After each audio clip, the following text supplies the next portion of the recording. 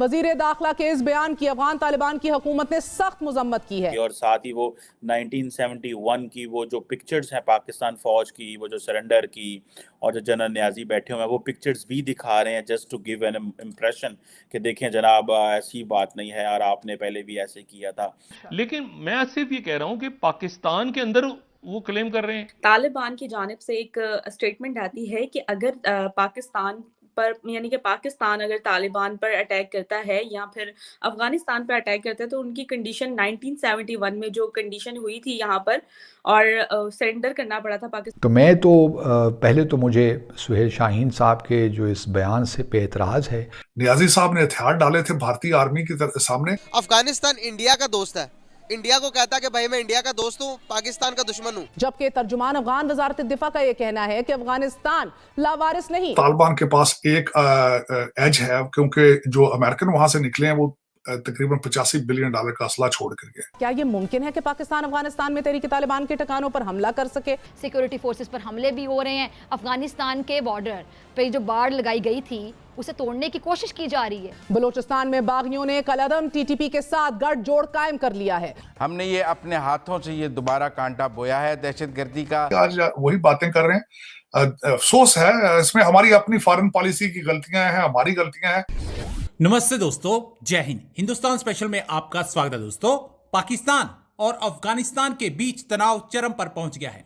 दरअसल पाकिस्तानी गृह मंत्री राणा सनाउल्लाह ने अफगानिस्तान पर हमला करने की धमकी दी थी। इस पर तालिबान के एक अधिकारी अहमद यासिर ने ट्वीट कर पाकिस्तान को 1971 युद्ध की याद दिला दी है। यासिर ने कहा है कि अगर पाकिस्तान अफगानिस्तान पर हमला करता है तो 1971 की लड़ाई फिर दोहराई जाएगी और पाकिस्तान को सबक सिखाया जाएगा। साथ ही तालिबान के अधिकारी ने 1971 की पाकिस्तान की सरेंडर की वो ऐतिहासिक तस्वीर भी ट्वीट की। यासिर ने पाकिस्तान की गीदड़ भपकी पर उसे आईना दिखाते हुए 16 दिसंबर 1971 की तस्वीर पोस्ट करते हुए कहा है कि पाकिस्तानी सेना को एक और युद्ध हारने से बचने के लिए अफगानिस्तान से दूर रहना चाहिए, जिस युद्ध में पाकिस्तानी सेना को भारत के आगे सरेंडर करना पड़ा था। अब पाकिस्तानी मीडिया अफगानिस्तान के इस कदम से काफी बौखलाया हुआ नजर आ रहा है। अफगानिस्तान में तहरीक तालिबान पाकिस्तान के ठिकानों की मौजूदगी और उनके खिलाफ कार्रवाई से मुतल्लिक वजीर दाखिला के इस बयान की अफगान तालिबान की हुकूमत ने सख्त मजम्मत की है। तर्जुमान अफगान वजारत दिफा अनायतुल्लाह ख्वारज़मी का कहना है कि अफगानिस्तान में पाकिस्तानी तालिबान की मौजूदगी और उन्हें अफगानिस्तान के अंदर निशाना बनाने से मुतल्लिक पाकिस्तानी वजीर दाखिला का यह बयान इश्तियाल दिलाने की कोशिश और बेबुनियाद है। पाकिस्तानी हुक्काम के ऐसे दावे दोनों मुल्कों के दरमियान अच्छे ताल्लुकात के लिए नुकसानदेह हैं। टीटीपी के ठिकाने पाकिस्तान में हैं, जबकि तर्जुमान अफगान वजारत दिफा का यह कहना है कि अफगानिस्तान लावारिस नहीं और माजी की तरह अपनी खुद मुख्तारी और आज़ादी के लिए तैयार है। तालिबान की जानिब से एक स्टेटमेंट आती है कि अगर पाकिस्तान पर यानी कि पाकिस्तान अगर तालिबान पर अटैक करता है या फिर अफगानिस्तान पर अटैक करता है तो उनकी कंडीशन 1971 में जो कंडीशन हुई थी यहाँ पर और सरेंडर करना पड़ा था पाकिस्तान की मतलब जो भी एस्टेब्लिशमेंट थी और जो भी मुआहदे हुए उस तरह का सिनेरियो दोबारा क्रिएट हो जाएगा अगर पाकिस्तान ने अफगानिस्तान पर कोई अटैक किया तो। सर, आप इस पूरे सिनेरियो को कैसे देखते हैं, क्या कहना चाहेंगे? देखें, ये तो मुझे लगता है ऐसे ही किसी ने जो स्टेटमेंट दी है डजंट मेक एनी सेंस। उसकी वजह ये है सिर्फ और सिर्फ तालिबान के पास एक एज है क्योंकि जो अमेरिकन वहां से निकले हैं वो तकरीबन $85 बिलियन का असला छोड़ कर गए। लेकिन ये है कि इस वक्त जो पाकिस्तान के हालात हैं, जिस तरीके से पाकिस्तान इस वक्त बिहेव कर रहा है, जिस तरीके से पाकिस्तान के अंदर एक पॉलिटिकल सर्कस बनी है, जिस तरीके से इकॉनमी खराब है, उस पे कोई लतीफा सुनाया जा सकता है। कोई ऐसी बड़ी बात नहीं है। ये तो मेरे ख्याल में किसी तालिबान ने लतीफे बनाने वाली बात की है क्योंकि वो खुद अपने हालात उनके देखें कि अभी तक उनकी एडमिनिस्ट्रेशन को किसी ने एक्सेप्ट नहीं किया एज ए रजीम। पाकिस्तान से आके डॉलर क्यों लेके जा रहे हैं? क्योंकि उन्हें अपनी हर चीज कैश लेनी पड़ती है। इस वक्त तकरीबन $15 मिलियन पर डे के हिसाब से पाकिस्तान से स्मगल होकर डॉलर जा रहा है। उसमें गलती पाकिस्तान की है। उसकी वजह यह है कि अगर देखा जाए तो इस वक्त पाकिस्तानी खुद पाकिस्तान के साथ सिंसियर नहीं है। अफगानिस्तान जाकर पहले हमारे एस्टेब्लिशमेंट जाके उनको जब रशिया आया था, सारी मिलिट्री ट्रेनिंग तो सारी हमारी एस्टेब्लिशमेंट, हमारी आर्मी ने, सोल्जर्स ने दी थी। आज वही बातें कर रहे हैं।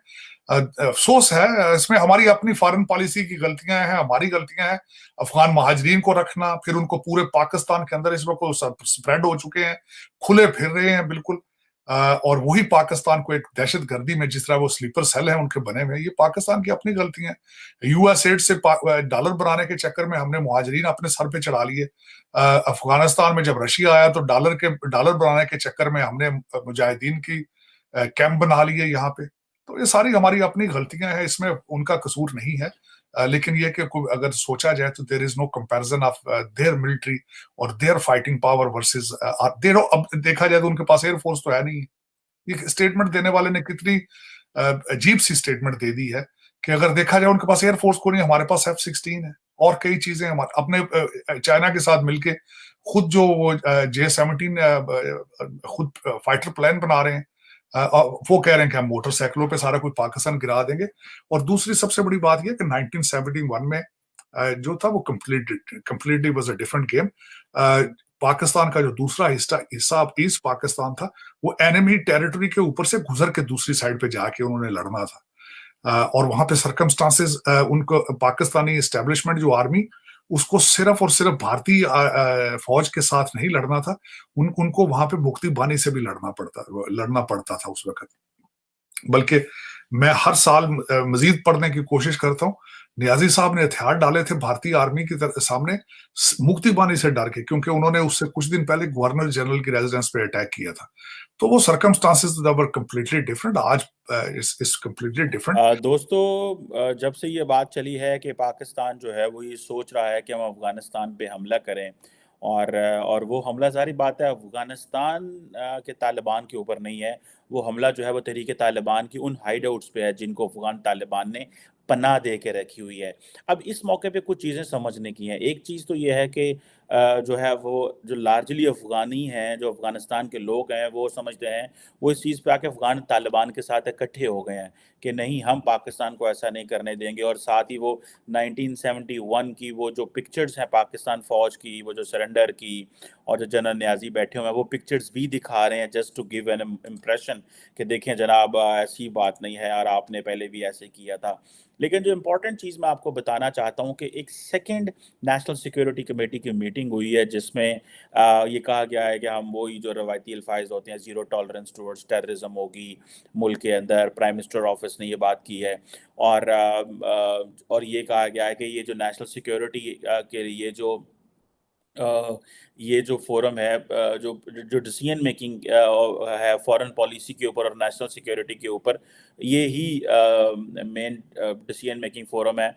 और जो इम्पोर्टेंट चीज़ है वो ये है कि हम किसी किस्म का कॉम्प्रोमाइज़ नहीं करेंगे पाकिस्तान के टेरिटरी के ऊपर। और जो security situation particularly Khyber Pakhtunkhwa और बलोचिस्तान की है, उसको फोकस में लाया गया। और वज़ीर आज़म ने ये भी कहा कि जो सूबे हैं वो भी सामने आए और नेशनल एक्शन प्लान के ऊपर पूरी तरह काम किया जाए।